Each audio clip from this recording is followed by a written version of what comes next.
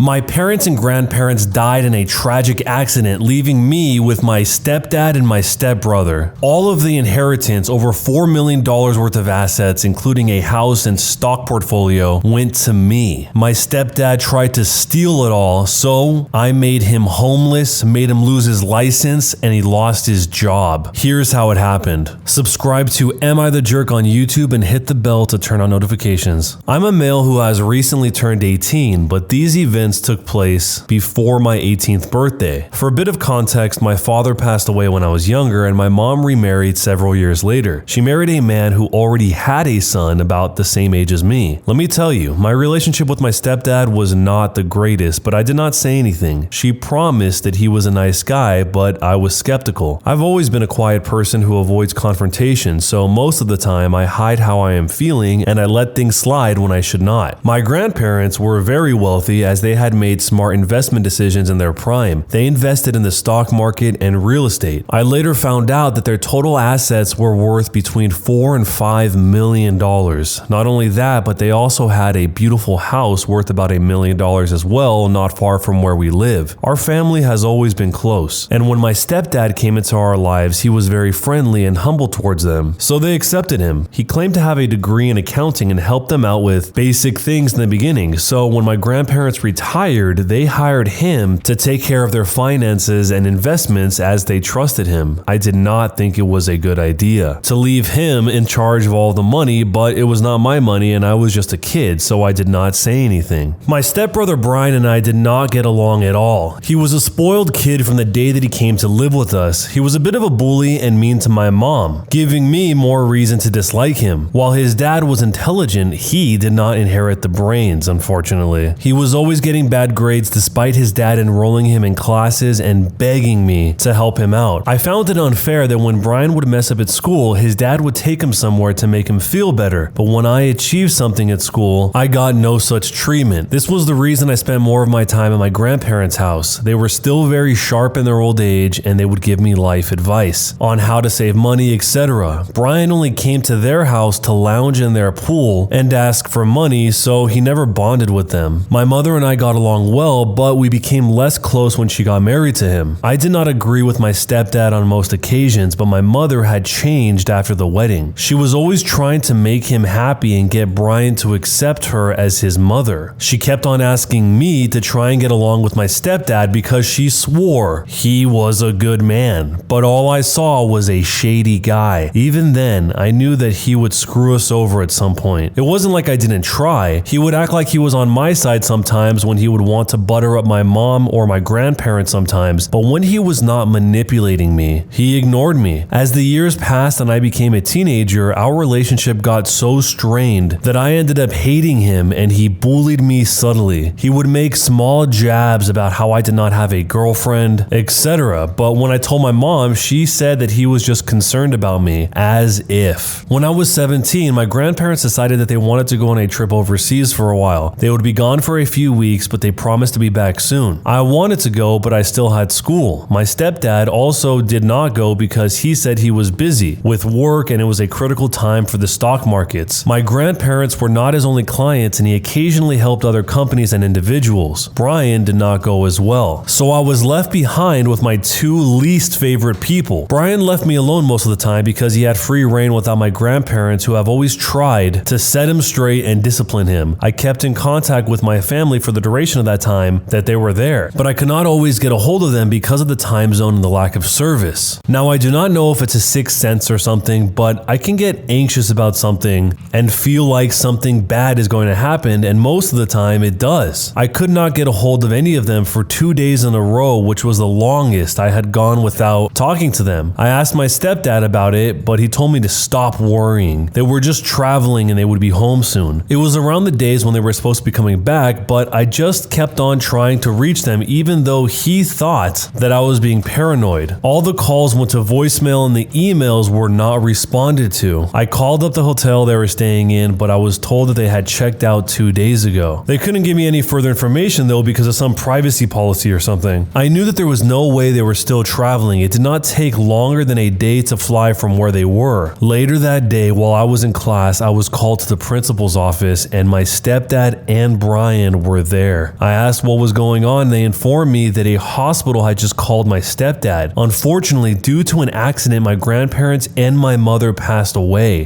There were so many questions in my mind because none of it made sense. I went into a hysterical fit, refusing to accept that my family was now gone. The principal sent me and Brian home after offering his condolences, but I don't remember much of what happened that day. I do remember my stepfather sitting me and Brian down and telling us what had happened. It seems that they were on their way to the airport planning to come back, and they collided with a truck and had a car accident. My grandparents died on the scene, but my mother was in surgery for a couple of hours before she succumbed to the injuries. It was a massive shock. I don't want to lie, even now when I think of it, I cannot believe that such a tragedy took place. As anyone would, I wish that I could go back in time and do something. Anything, but there was nothing much to do. I demanded to see them and make sure that it was them because I still believe that there had to be a mistake. My stepfather confirmed that it was them. He had seen them. It was hell waiting for them to be transported back to us. Some extended family members were there to offer support, but I did not know them that well, so it didn't really help. Going through the motions was difficult. I mean, how often does someone have to bury 3 family members? They did get dignified funerals, and I did try to say my goodbyes, even though it was difficult. I got a few weeks from school to grieve, and at that time, I avoided everyone. I did not get why Brian managed to get time off. He was never close to my mom, and especially not of my grandparents, but that is beside the point. Soon enough, the matter of the estate had to be discussed. My mother did not have a lot of assets. She had a simple office job and did not always concern herself with having too much money. She had sold our house when she got married, so that all that was left were some savings that were divided between the 3 of us. I had not been expecting anything from my grandparents. I just assumed the property would go to some distant family or to some charity organizations, as they were big humanitarians. I was surprised when their lawyers called and me and my stepdad came in. Their estate had been equally divided between my mother and me. However, in the case that one of us was deceased, the other would get 100% of the estate, and if both of us were no more, then it would go to charity. I was told that everything had been left to me, but there was a clause. I had to be 18 years old before everything would be transferred in my name. In the meantime, my legal guardian would safeguard everything. My mother was supposed to be my legal guardian, but since she had passed away, the responsibility fell onto my stepfather. I could tell that when the lawyer said that everything had been left to me, my stepdad was not happy. Already, we did not get along at all. I was also surprised that my grandparents did not leave him anything. They had trusted him with their money after all, but I guess his scheming had been for nothing and blood was thicker than water. After the lawyer had explained everything to me clearly, he left us. It took a while to process everything that had happened over the past couple of days. I was now the owner of the house, and on top of that, I was now several $1 million richer. As I said earlier, my relationship with my stepdad was strained, especially since we had always been fighting in my teenage years, but he started being nice to me. He checked up on me several times a day, asked if I needed to talk about anything, and offered support to me. He also told me not to trust the extended family members because they would try to take advantage of me, but he was going to take care of me. His son tried to be friendly with me as well, acting as if we were suddenly brothers, but I could see right through their acts, and I knew that soon they would reveal what they wanted. During this time, I established relationships with my extended family and kept them updated about my own health. I was about to inherit a lot of money, and I had no idea what to do with it, so I asked some of my uncles for advice, etc., and my stepdad did not like that. I eventually asked him what was up with him not wanting me to have a relationship with my own family. He said that he was taking good care of my money and he would continue to do so if I wanted him to, but I told him that I would no longer require his guidance as my family would help me instead. But he tried to convince me to officially sign everything over to him once I turned 18. So there, he revealed his entire motive. He said that I was too inexperienced with money and would not spend it wisely.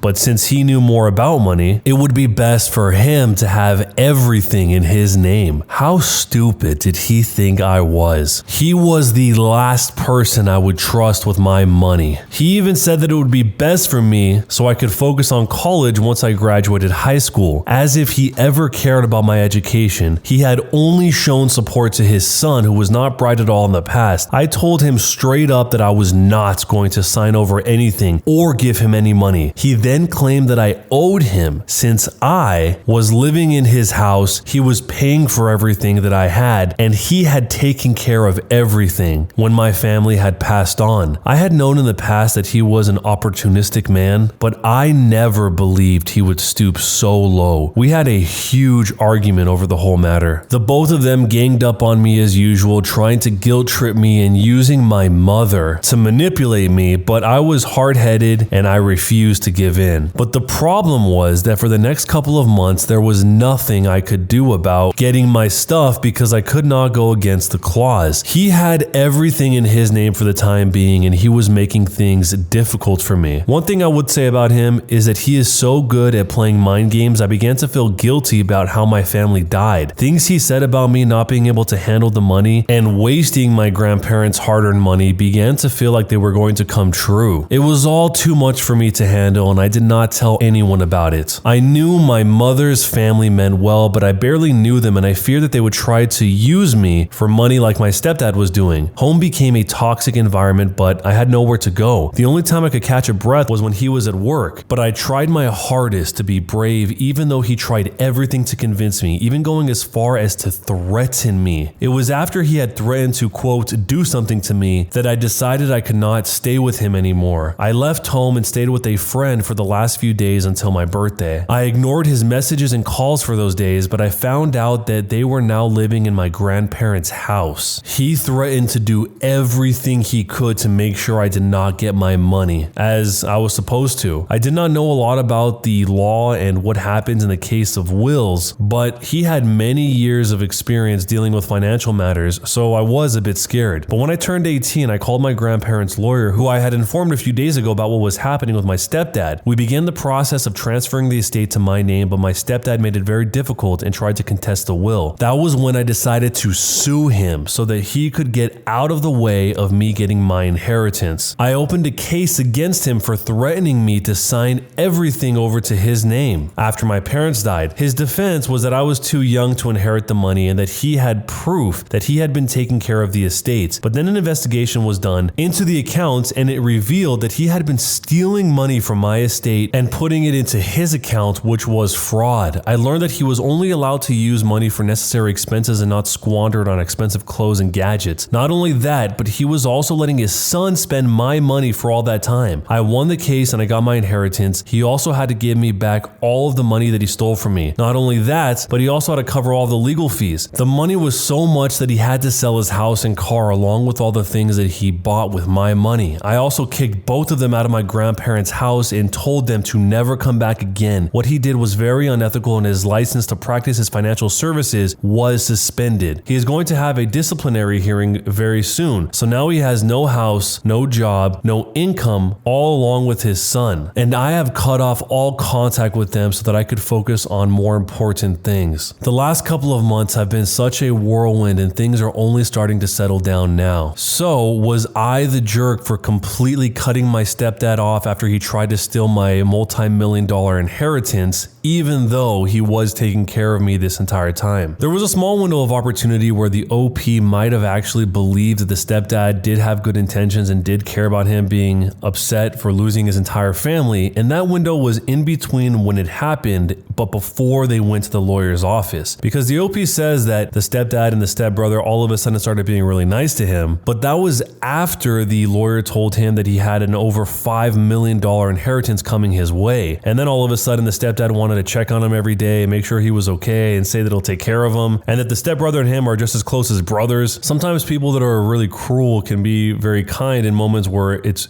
this extreme, but if that was the case and it was genuine that he actually was like that, it probably would have revealed itself right when they found out that the OP's family had died, and not after the lawyer meeting. The entire time I kept thinking that during that interim period where the stepdad had control of all the finances, that he was going to do something to squander that money before the 18th birthday of the OP, but it seems like that was impossible in this case. And not only that, all the money that had been siphoned off from before, he had to pay back all of that. He probably was just going ham on the spending because he figured nobody else could ever catch him doing it, and spend way more than he would have otherwise, so much so to the point that he ended up losing his house and becoming homeless, and even the license for his work was compromised. Getting $5 million at 18 years old is probably going to be one wild ride with tons and tons of charlatans and scammers coming after you for the rest of your life, but hopefully all of this was a big lesson learned to the OP, and he's able to stay safe from all the future scammers that are going to come his way. But let me know how you would have handled the situation down below, and jerk or not a jerk, and why. Am I the jerk for not giving up my second free seat next to me in the plane? I am obese. Like, I am comfortable having 2 seats in the plane type of obese. I am well aware of that, and I don't really like to bother people with my weight. A week ago, I was going to a conference by plane, and because I was going alone, usually I fly with my boyfriend, so I don't buy 2 seats since he sits next to me. I bought 2 seats. I fit in one, but my side is usually touching the person next to me, and I feel uncomfortable for them. It happened to me that they were giving me nasty looks, and I felt extremely uncomfortable the whole flight. So I sat down on the plane and put the armrest up so I would be really comfortable. Some couple came and they both sat next to me because they got separate seats, and they noticed the seat next to me was empty. Exactly what I was afraid of happened. My side kept touching the guy next to me, and he even pushed me a bit when he moved into the seat. I was feeling extremely uncomfortable and asked him if he could go to his seat because I bought this one for my comfort. He told me no, since the seat is empty and he wants to be with his girlfriend. Well, I told him, I understand, but I feel uncomfortable and I paid for the second seat. So exactly this doesn't happen. He refused again and started to chat with his girlfriend. I called the flight attendant and quietly told her what is happening. She asked the guy to leave my second seat, and he and his girlfriend gave me a nasty look. The girlfriend mumbled something like freaking fat B under her breath, but nothing directly to me. So am I the jerk for insisting on him to leave? I mean, clearly in this situation, the guy must have known what the original poster was saying was true if he's even trying to push her body out of the way to get into the seat. I've seen a lot of those public freakout videos where people on planes buy an extra seat for their kid and the kid has to sit on their lap because the kid is too young or something. So I thought this was going to play like that. I thought that the flight attendant was going to force the original poster to stay in one seat, but the flight attendant actually supported the original poster here and enforced the concept that the OP